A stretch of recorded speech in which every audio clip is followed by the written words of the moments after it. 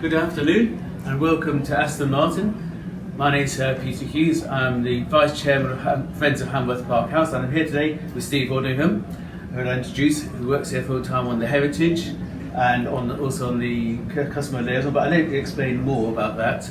But just Steve, what I'd like to ask you today is how Aston Martin, its history and its production, how that fits in to the history of Feltham and Hanworth Park House. Yeah, okay, well, nice to see you again, Peter. Basically, these two cars that we've got either side of us were built at Victoria Road in Feltham. And really for us, where Hanworth Park fits into our story is that after World War II, we had a bomb-damaged factory in Victoria Road, and David Brown had just bought Aston Martin, so the tractor maker David Brown bought the company and then bought Lagonda, which was based in Staines, and he needed a bigger site. So quite simply, he'd outgrown the small factory in Victoria Road, and just down the road, about a mile away, was Hanworth Air Park and vacant buildings left over from making aeroplanes. So that's really how we ended up being located in the perimeter of Hanworth. Good afternoon, here I am with Steve again, and we've got this fantastic collection of historic cars here from Aston Martin Lagonda.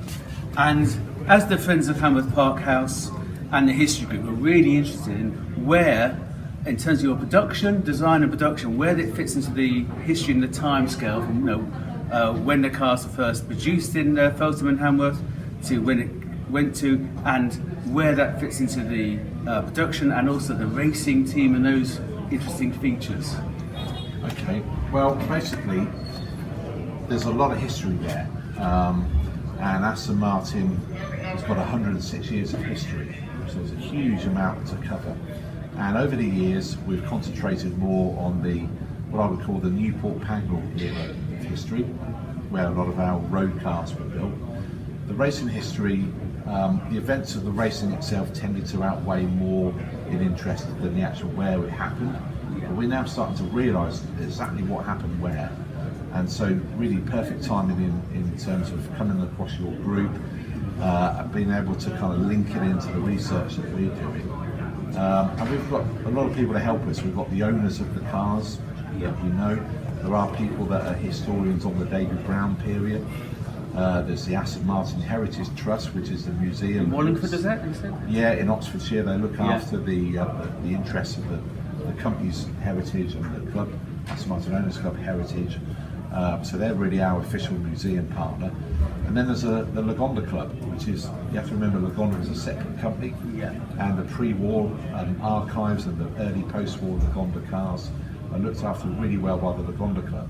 So there's lots of people that we can all talk to uncover exactly what happened when, and really to find out more about what happened in the workshops that surrounded Hanworth Park House, and that's really interesting in itself. So as we look at these two cars here, I believe these are Feltham cars? Yeah, these were both built on Victoria Road, and in the pre-war era, the bodies were made by Bert Patelli's brother, who owned a coach building company next door to the Aston Martin factory. So over time those two businesses were really kind of dependent on each other really.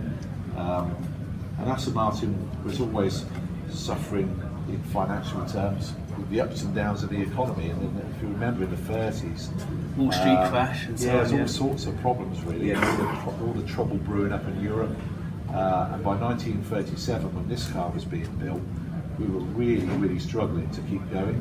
The best thing that ever happened was the following year, 1938, when we were approached by Vickers to make aircraft parts, which was ultimately rearming the country ready for World War II. Yes. So from a selfish point of view, Aston Martin had a very good World War II. It saved the company.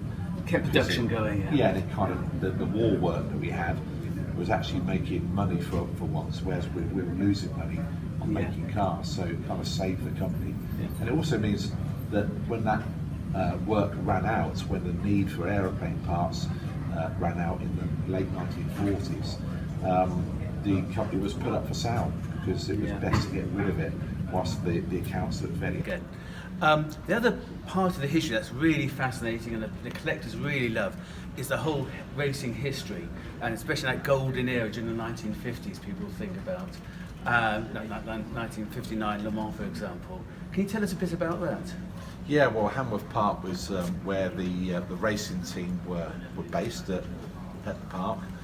Engineering was also based there, so the two would have worked together very closely. And that was just in those buildings around the house itself? Yeah, absolutely, yeah. So all the famous 50s race cars for both Aston Martin and also the Lagonda race car, they would have been engineered and built at Hanworth Park. So really, just a stone's throw from the house, if you literally threw a stone, it would hit the foundations of those workshops. And did we have some famous names racing the cars at that time? Yeah, lots of famous race drivers in that period that came to work and to race with Aston Martin. Brilliant. So people like Sterling Moss and Carroll Shelby, Roy Salvadori. All the big names. Lots and lots of big names, really. And in those days, people would almost race one type of car one day, go from an F1 type car to a sports car almost in the same weekend. It was possible. The motor racing was much more, much closer together really than what it would be today. So there was a lot of people nowadays they look very fondly at that period of history. Yeah, I mean it's our 60th anniversary this year of winning Le Mans. So there's been a lot of focus here on Le Mans, but we have to remember that what happened at Hanworth Park. That's where the company was. Yeah, and I remember you saying to me earlier on that also that history is also feeding into contemporary designs, even with its colour schemes, details, and all of that as well. Yeah, this year celebrate 60th anniversary of Le Mans with a limited edition of 24 special DBS Aston Martins in the historic racing colours. So place your orders.